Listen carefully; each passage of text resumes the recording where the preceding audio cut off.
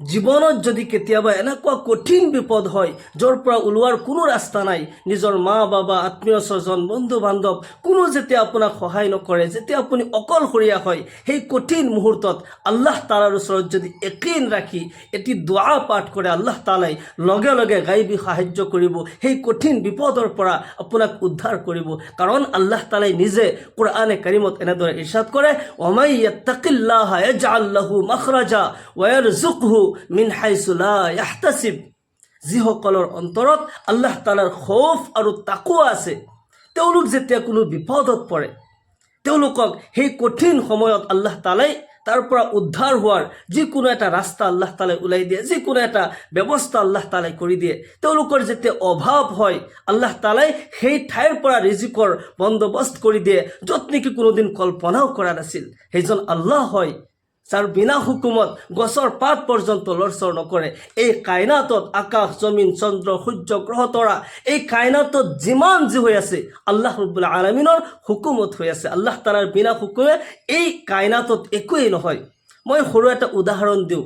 আল্লাহৰ নবী জনাবে মুহাম্মদুৰ ৰাসূলুল্লাহ সাল্লাল্লাহু আলাইহি ওয়াসাল্লাম ইৰশাদ কৰে, সহিহ বুখাৰীৰ ৰিৱায়াত হয়, তিনিজন যুৱকৰ কথা আল্লাহৰ নবী সাল্লাল্লাহু আলাইহি ওয়াসাল্লাম ইৰশাদ কৰে, বাইনামা সালাসাতু নাফারিন আতামাশাউনা আখাযাহুমুল মাতর ফাআবাউ ইলা গারিন ফি জাবালিন ফানহাত্তাত আলা ফামি গারিহিম সাখরাতুম মিনাল জাবাল ফামতাবাকাত আলাইহিম ফাকালা বা'যুহুম লিবা'যিন উনজুরু আ'মালান আমিলতুমুহা সালিহাতান লিল্লাহি ফাদউল্লাহা তাআলা বিহা লাআল্লাল্লাহা ইয়াফরুজুহা আনকুম ফাকালা আহাদুহুম ইলা আখিরাল হাদিস। আল্লাহৰ নবী সাল্লাল্লাহু আলাইহি ওয়াসাল্লাম তিনিজন যুৱকৰ কথা কয় যে তেওঁলোকে এবাৰ খোজকাঢ়ি গৈ আছিল কিবা কামৰ উদ্দেশ্য কৰি। তেওঁলোক যেতিয়া খোজকাঢ়ি যায়, বহুত দূৰ খোজকাঢ়ি যোৱাৰ পিছত আচানক বৰষুণ আহি গ'ল। এনেকুৱা বতাহ বৰষুণ আহিলে যে তেওঁলোকে সেই বৰষুণৰ পৰা বাচাৰ কাৰণে পাহাৰৰ এক গুহাৰ ভিতৰত, এক গাঁতৰ ভিতৰত গৈ তেওঁলোকে আশ্ৰয় ল'লে। তেওঁলোক যেতিয়া গাঁতৰ ভিতৰত সোমাই গ'ল, এক প্ৰকাণ্ড শিল ওপৰৰ পৰা বাগৰি বাগৰি আহি এই গাঁতৰ মুখত বহি গ'ল। এই যুৱক তিনিজন গাঁতৰ ভিতৰত বন্ধ হৈ গ'ল। তেওঁলোকে তাৰ পৰা ওলোৱাৰ কোনো ৰাস্তা নাই। তেওঁলোকে দেখিলে, যিমান চেষ্টা কৰি দেখিলে, এই প্ৰকাণ্ড শিল তেওঁলোকে লৰচৰ কৰিব নোৱাৰিলে। তেওঁলোকে চিন্তা কৰিলে, যিখিনি এই গাঁতৰ মাজত যিখিনি অক্সিজেন আছে, অলপমান সময় হয়তো আমি জীয়াই থাকিম, ইয়াৰ পিছত অক্সিজেন বন্ধ হৈ যাব। অক্সিজেন যেতিয়া শেষ হৈ যাব আমি মৃত্যুবৰণ কৰিব লাগিব। ইয়াৰ পৰা বাচাৰ কোনো লাইন নাই। এতিয়া কি কৰা যায়? তেওঁলোকৰে কোনোবা এজনে কৈ আছে, হে ভাই, আমাৰ জীৱনত যদি আমি এনেকুৱা কিবা ভাল কাম কৰিছোঁ, এনেকুৱা কোনো নেক আমল, এনেকুৱা কোনো পুণ্য আমি কৰিছোঁ যিটো নেকি একমাত্ৰ আল্লাহ তালাৰ কাৰণে আমি কৰিছিলোঁ, সেই নেক আমলৰ, সেই পুণ্যৰ উদ্দেশ্য কৰি, সেই ভাল কামৰ উচিল্লা কৰি যদি আমি আল্লাহ তালাৰ ওচৰত দোৱা কৰোঁ, হ'ব পাৰে আল্লাহ তালাই এই মহা বিপদৰ পৰা, এই কঠিন বিপদৰ পৰা আমাক উদ্ধাৰ হোৱাৰ যিকোনো এটা ৰাস্তা খুলি দিব। হ'ব পাৰে আল্লাহ তালা আমাৰ দোৱা কবুল কৰিব। তেওঁলোকৰ মাজৰ পৰা এজনে দোৱা কৰি আছে। প্ৰথমজন ব্যক্তিয়ে দোৱা কৰি আছে, ইয়া আল্লাহ, মোৰ মা বাবা বৃদ্ধ আছিল, মোৰ ল'ৰা ছোৱালী আছিল, মোৰ বিবি আছিল, মই জংঘলত খৰি কটা কাম কৰোঁ, আৰু যেতিয়া নেকি ঘৰলৈ উভতি আহোঁ, গোটেই দিন কাজকৰ্ম কৰি ঘৰত যেতিয়া আহোঁ, মই প্ৰথমতে গাখীৰ খীৰাই প্ৰথম কামেই হৈছে মোৰ মা বাবাক প্ৰথমতে খুৱাওঁ, তাৰপিছত মোৰ ল'ৰা ছোৱালী বিবি বাচ্চা, তাৰপিছত মই নিজে খাওঁ। এইটোৱে মোৰ আদত আছিল। এনেকুৱাকৈ চলি থাকোঁতে এদিনাখন এনেকুৱা হ'ল, মই কাজকৰ্ম কৰি যেতিয়া ঘৰত আহোঁ, বহুত দেৰি হৈ গ'ল। বহুত দেৰি হোৱাত দেখা পালোঁ মোৰ মা বাবা টোপনি গৈছে। গাখীৰৰ গিলাচ হাতত লৈ মই শিতানত ৰখি আছিলোঁ। তেওঁলোকক জগাবলৈ টান পাইছোঁ, যদি উঠাই দিওঁ কষ্ট পাব। মোৰ ল'ৰা ছোৱালীবোৰে কান্দি আছিল, তেওঁলোকে খাব পৰা নাই। মোৰ বিবি বাচ্চাকো মই খোৱা নাই, মই নিজেও খোৱা নাই। গোটেই ৰাতিটো মই গাখীৰৰ গিলাচ হাতত লৈ মই মা বাবাৰ শিতানত ৰখি আছিলোঁ। ইয়া আল্লাহ, যদি একমাত্ৰ আপোনাৰ ৰাজি খুচিৰ কাৰণে এই নেক আমল মই কৰিছিলোঁ, তেতিয়াহ'লে আজিৰ এই মহা বিপদৰ পৰা আপুনি আমাক উদ্ধাৰ কৰক, ইয়াৰ পৰা ওলোৱাৰ এটা ৰাস্তা আপুনি কৰি দিয়ক। আল্লাহৰ নবী জনাবে মুহাম্মদুৰ ৰাসূলুল্লাহ সাল্লাল্লাহু আলাইহি ওয়াসাল্লাম ইৰশাদ কৰে, প্ৰথমজন ব্যক্তিয়ে যেতিয়া এই নেক আমলৰ উচিল্লা কৰি যেতিয়া দোৱা কৰিলে, তেতিয়া এই প্ৰকাণ্ড শিল অলপমান ছাইড হৈ গ'ল, অলপমান আঁতৰি গ'ল। তেওঁলোকে এতিয়া আকাশখন চাব পাৰিছে। সুবহানাল্লাহ। কিন্তু ওলোৱাৰ কোনো ৰাস্তা নাই। এতিয়া হাত ওলাই দিব পাৰে, ভৰি ওলাই দিব পাৰে, কিন্তু তেওঁলোকে ইয়াৰ পৰা সম্পূৰ্ণভাৱে ওলাই যাব নোৱাৰে। দ্বিতীয়জন ব্যক্তিয়ে দোৱা কৰি আছে, ইয়া আল্লাহ, মই এজনী ছোৱালীক ভাল পাইছিলোঁ, এনেকুৱা মোহাব্বত মই কৰিছিলোঁ, এনেকুৱা ইশ্ক মই কৰিছিলোঁ যে তাইৰ কাৰণে মই সকলো কিছু কৰিব পাৰোঁ। এদিনাখন মই যেতিয়া তাইৰ পৰা তাইক হাচিল কৰিব বিচাৰিলোঁ, তাই এটা শৰ্ট দিছিল, তুমি যদি মোক 100 দিনাৰ আনি দিব পাৰা তেতিয়াহ'লে তুমি যি বিচাৰিবা মোৰ পৰা পাবা। মই বহুত কষ্ট কৰি দিনে ৰাতিয়ে মই কষ্ট কৰি 100 দিনাৰ মই জমা কৰিলোঁ আৰু তাইৰ ওচৰত আনি যেতিয়া মই দিলোঁ আৰু তাই ৰাজি হ'ল, যেতিয়া সম্পূৰ্ণ উলংগ হৈ সেই কুকৰ্মত ব্যস্ত হৈ যাওঁ, তেনেকুৱা মুহূৰ্তত ছোৱালীজনীয়ে কৈছিল, চোৱা, এই মুহূৰ্তত আমাক কোনেও দেখা নাই, কোনো মানৱ দানৱ পশু পক্ষী কোনেও আমাক দেখা নাই। হে আল্লাহৰ বান্দা, আল্লাহক ভয় কৰা, আল্লাহ সদায় জিন্দা হয়, আল্লাহ তাআলা সকলো ঠাইতে হাজিৰ নাজিৰ হয়, আল্লাহ তাআলাই নিশ্চয় দেখি আছে। ইয়া আল্লাহ, মোৰ অন্তৰত এক ৰূপ সৃষ্টি হৈ গ'ল, এক ভয় সৃষ্টি হৈ গ'ল, এক এনেকুৱা তাকোৱা আহি গ'ল যে মইতো মৰিব লাগিব, আল্লাহ তাআলাই মোক দেখি আছে, এই কুকৰ্মৰ পৰা মই বাচিব লাগিব।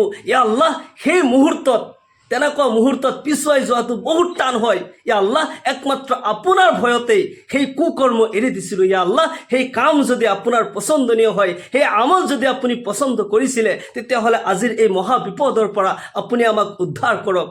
আল্লাহৰ নবী জনাবে মুহাম্মদুৰ ৰাছূলুল্লাহ সাল্লাল্লাহু আলাইহি ওয়াসাল্লাম ইৰশাদ কৰে, দ্বিতীয়জন ব্যক্তিৰ দোৱা কৰাৰ পিছত এই প্ৰকাণ্ড শিল আৰু অলপ আঁতৰি গ'ল। এতিয়া তেওঁলোকে ভালকৈ আকাশখন চাব পাৰিছে, কিন্তু তেওঁলোকে সম্পূৰ্ণভাৱে এতিয়া ওলাই যাব নোৱাৰে। মূৰ যদি ওলাই দিয়ে তেতিয়াহ'লে বাকী শৰীৰ ভিতৰত থাকে, যদি ভৰি ওলাই দিয়ে তেতিয়া বাকী শৰীৰ ভিতৰত থাকে, সম্পূৰ্ণভাৱে ওলাব নোৱাৰে।